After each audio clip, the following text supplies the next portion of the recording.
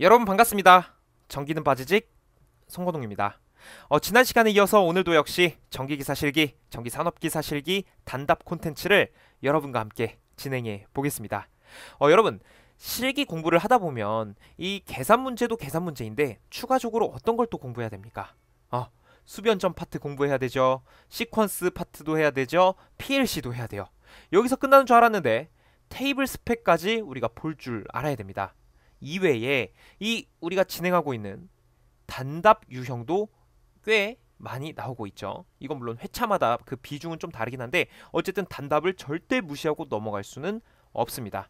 자, 단답도 단답인데 또 추가적으로 감리도 나와요.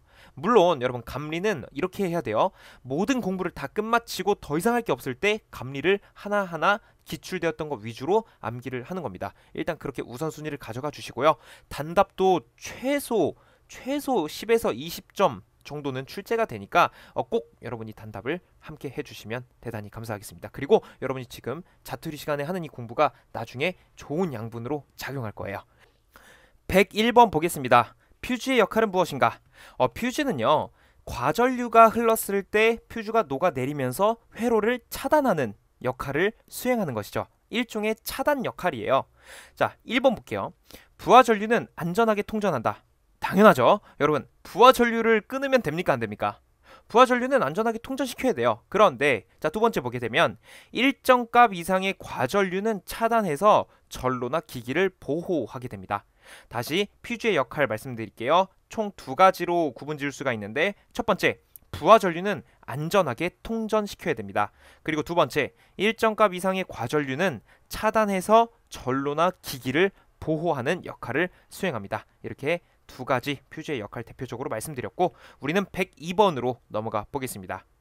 102번 보겠습니다. 전력 퓨즈 선정 시 고려사항 4가지가 있는데, 첫 번째, 타보호 기기와 협조를 가질 것. 그러니까 퓨즈 혼자서 이렇게 있는 게 아니라 다른 보호 기기와 이렇게 연관을 지어라, 이렇게 생각해 주시면 되겠습니다. 그리고 두 번째, 변압기 여자 도립 전류에 동작하지 않을 것. 이 변압기에는 여자 도립 전류가 발생할 수 있거든요. 그래서 그 여자 도립 전류에 동작하면 안 된다라고 제시를 하고 있는 것이고, 3번, 과부하 전류에 동작하지 않을 것. 이 어떤 부하가 과부하가 걸릴 수는 있거든요. 그런데 그게 어떤 일시적일 수도 있어요. 그래서 그런 전류에 동작하지 말라는 겁니다. 그래서 퓨즈 값을 세팅할 때 어느 정도 여유 값과 여유 시간을 둬서 회로를 차단하게끔 설정이 되어 있습니다. 왜냐하면 이 퓨즈는 한번 용단, 그러니까 끊어지게 되면 이것은 다시 재투입이 안 돼요. 다시 갈아 끼워야 됩니다. 그래서 일반적인 과부하 전류에는 동작하지 않을 것. 이게 과전류랑은 조금 다른 겁니다. 어쨌든 3번 과부하 전류에 동작하지 않을 것. 그러니까 네 번째, 정격 전압, 정격 전류, 정격 차단 전류 사용 장소를 고려해서 선정을 할 것. 이렇게 네 가지로 대표적으로 가져갈 수 있고, 다시 한번 말씀드릴게요. 전력 퓨즈 선정 시 고려 사항. 첫 번째, 타 보호 기기와 협조 가질 것. 두 번째, 변압기 여자 도립 전류에 동작하지 않을 것. 세 번째, 과부하 전류에 동작하지 않을 것. 네 번째, 정격 전압, 정격 전류, 정격 차단 전류 사용 장소, 이렇게 네 가지를 고려해야 될 것, 이렇게 가져가 주시면 되겠습니다. 그리고 우리는 102번 봤으니 103번으로 넘어가 보겠습니다. 퓨즈의 특성 3가지를 적어봐라 라는 물음이 우리에게 주어질 수가 있습니다. 이건 반드시 우리가 맞춰야 되는 것이죠. 자, 첫 번째, 퓨즈는요, 용단 특성이 있습니다. 용단은 이렇게 녹아서 끊어지는 것을 의미하거든요. 어쨌든 끊어지는 특성, 용단 특성. 두 번째, 전차단 특성, 그러니까 전체를 차단할 수 있는 특성이 있어야 된다는 얘기고요. 세 번째, 단시간 허용 특성, 그러니까 단시간에 어떤 과부하는 허용해 줄 수 있는 그런 세팅 값을 가져야 된다는 겁니다. 그래서 단시간 허용 특성. 다시 퓨즈의 특성 3가지. 첫 번째, 용단 특성. 두 번째, 전차단 특성. 세 번째, 단시간 허용 특성. 이렇게 짚고 넘어가 보겠습니다. 104번입니다. 퓨즈의 장점과 단점인데, 퓨즈는요, 장점도 있지만 동시에 단점을 공유합니다. 세상살이가 좀 그런 것 같아요. 아무래도 장점이 있다 보면 반드시 그 장점은 단점을 공유하는 것 같습니다. 자, 그래서 장점과 단점 4가지 말씀드릴게요. 장점 4가지. 첫 번째, 고속도 차단 가능합니다. 차단을 하는데 굉장히 고속도 차단이 가능해요. 빠르게 끊을 수 있다는 얘기죠. 두 번째, 작은, 그러니까 소형으로 큰 차단 용량을 가질 수가 있습니다. 그리고 세 번째, 어떤 릴레이라든지 특별한 변성기가 불필요하다. 네 번째, 상대적으로 가격이 저렴하다. 이렇게 네 가지 생각해 주시고, 자, 단점 한번 볼게요. 첫 번째, 아주 큰 단점이죠. 동작 후 재투입이 안 됩니다. 그러니까 회로를 한번 끊었어요. 그 다음에 회로를 다 손보고 다시 퓨즈를 동작시키려고 보니까 이미 끊어졌죠. 이 끊어진 퓨즈는 되살릴 수 없습니다. 그래서 어떻게 해야 돼요? 새로운 걸로 갈아 끼워야 됩니다. 그래서 이게 최대 단점이에요. 동작 후 재투입 불가. 두 번째, 차단 전류와 동작 특성을 조정 불가능하다. 그러니까 어떤 차단 전류와 동작 특성을 조정할 수가 없어요. 이미 만들어질 때부터 세팅된 값으로 나오기 때문에 특별히 추가적으로 조정할 수가 없습니다. 세 번째, 보호할 수 없는 비보호 영역이 존재할 수 있습니다.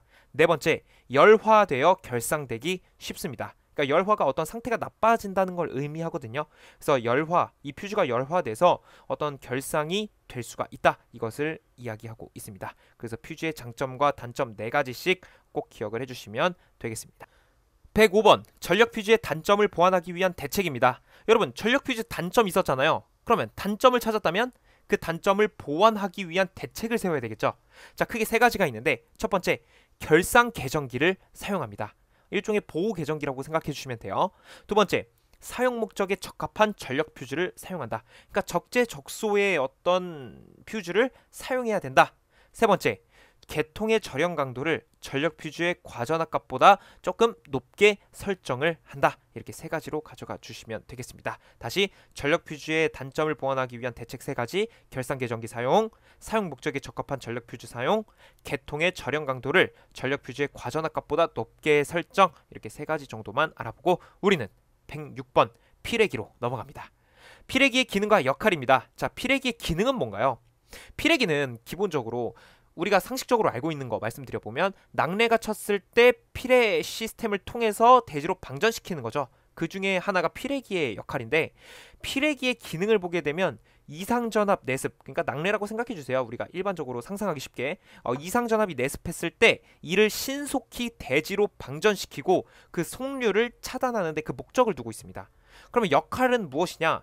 어떤 뇌전류, 그러니까 낙뢰라고 생각해 주시고, 뇌전류 및 이상전압으로부터 전기 기계기구를 보호하게 됩니다.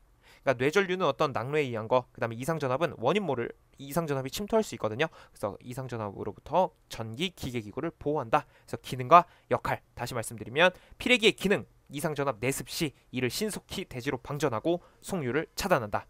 피레기의 역할, 뇌전류 및 이상전압으로부터 전기기계기구를 보호한다. 이렇게 106번까지 알아봤고 우리는 107번으로 넘어가 보겠습니다.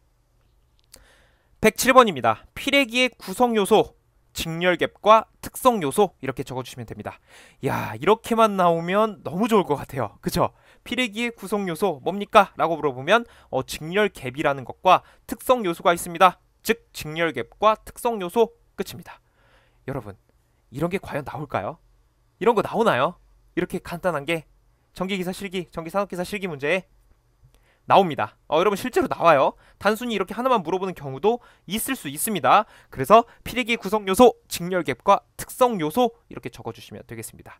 야, 이런 문제만 나오면 얼마나 좋을까요? 그런데 나올 수도 있으니 여러분 꼭 기억을 해주시면 되겠습니다. 자, 이어서 피레기의 전압 종류입니다. 여러분, 피레기 전압은 되게 여러 가지가 있어요. 그래서 크게 3가지로 나눠볼 수가 있는데, 첫 번째 제한전압, 두 번째 전격전압, 세 번째 충격방전 개시전압, 이렇게 3가지가 있습니다. 자, 제한전압이라는 건 뭐냐면 피레기 단자간 안에 남게 되는 충격전압이에요. 이상전압이 내습했을 때 이제 피레기 단자간 안에 남게 되는 그 전압이 있는데 그것을 우리는 제한전압이다. 그리고 전격전압이라는 건 뭐냐면 속류를 차단할 수 있는 교류전압, 즉 최고의 교류전압.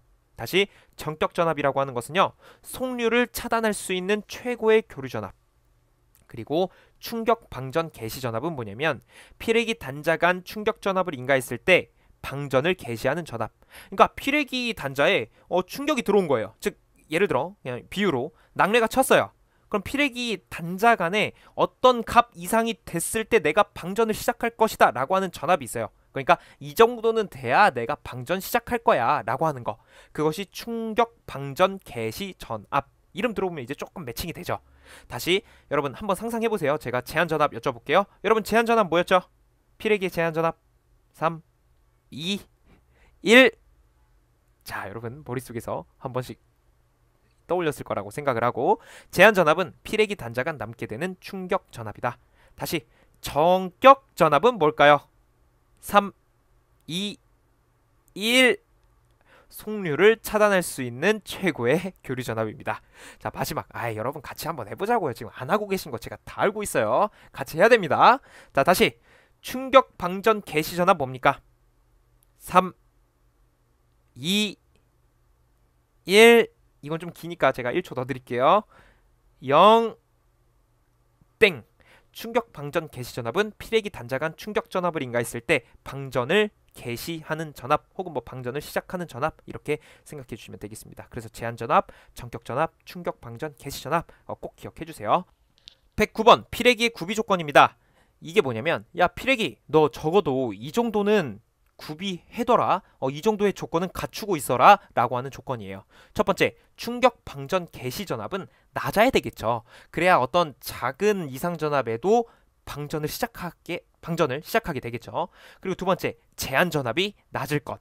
세 번째, 사용 주파 방전 개시 전압이 높을 것. 네 번째, 방전 내량이 클 것.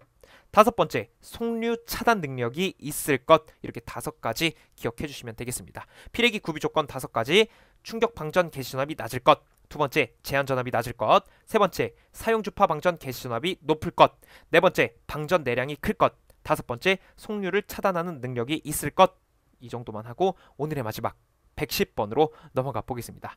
여러분, 필액이도 정기 점검이라는 걸 해야 됩니다. 그래서 점검을 할 때 어떤 게 있는지 필액이 정기 점검 항목을 말씀드릴게요. 첫 번째, 필액이 애자 부분 손상 여부를 점검해야 되고요.